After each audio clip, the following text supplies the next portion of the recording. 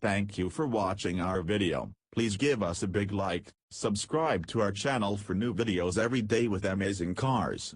Leave us your opinion in the comment section on the video. Thank you. It wouldn't be a fair comparison if your author didn't disclose that the 1969 Mustang Mach-1 and the 1970 Mustang Boss 302 are two of my favorite classic Mustang models, right up there with the 1965 Shelby GT 350 and the 1969 Boss 429, naturally. Which, I would love to talk about on their own, but I'll save that for a future segment. If you're a frequent reader of our content, you'll know that your author owns, and of course loves, a late model Mustang, but I've always had a soft spot for the classics as well. These cars have always sparked my interest for their unique lines, and pure, unadulterated performance. In a modern world of analog performance, these cars channel the digital times, and it's something I'm learning to really cherish, quite frankly. To piggyback off of that, one characteristic that really draws me to these cars, specifically the Mach-1 and the Boss 302 in this case, is the history behind them. The way a naturally aspirated pushrod V8 engine performs is truly an organic experience. Furthermore, what really draws me in is the time and effort that went into these cars, not only from a manufacturing perspective, but as an overall design.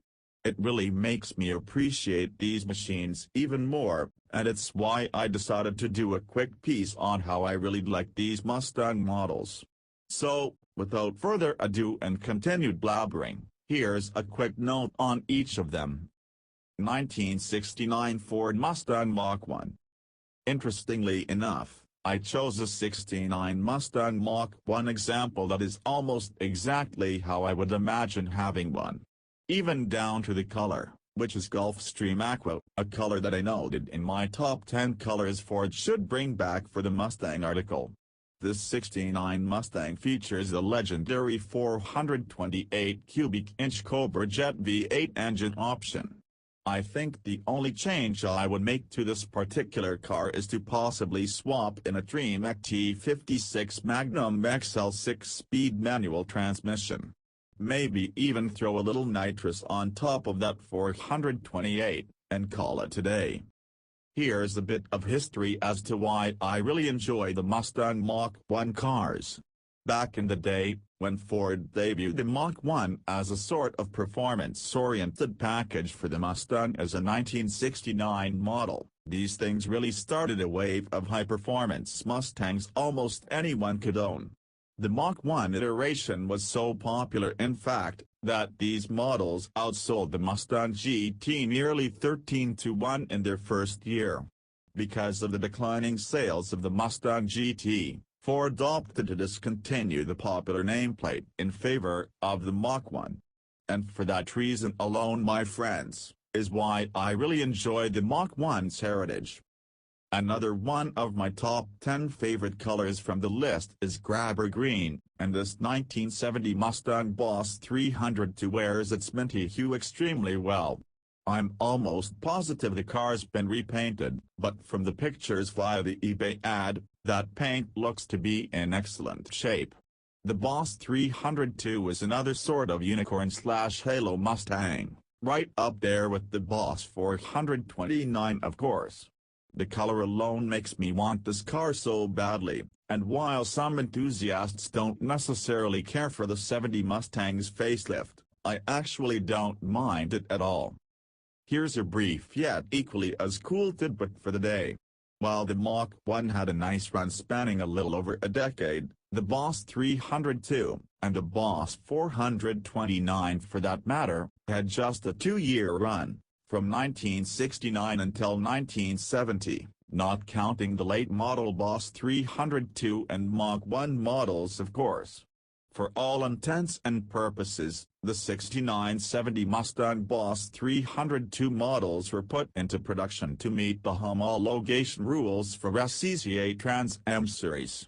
Without getting into too much detail here, The short version of what the Trans Am series was back in the day was nothing shy of an epic battle between manufacturers like Ford, Mercury, Plymouth, Dodge, Pontiac, Chevrolet and AMC.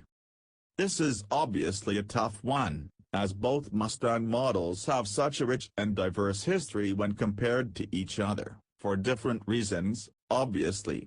Now, if you were to ask me which one I would pick, I would have to say I'd choose the '69 Mustang Mach-1.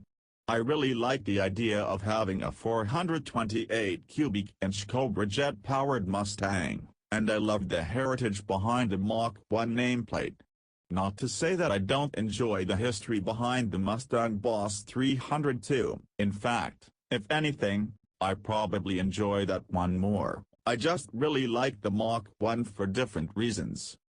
To me, the fact that the Mach-1 back in the late 60s, early 70s outsold the Mustang GT nameplate nearly 13-1, causing Ford to make the decision to discontinue that nameplate in favor of the more powerful, more potent Mach-1, really speaks volume to me.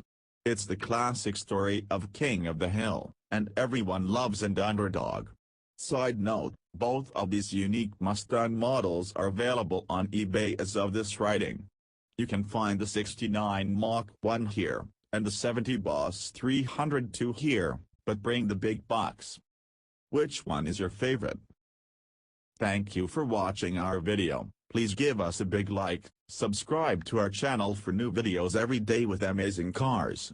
Leave us your opinion in the comment section on the video. Thank you.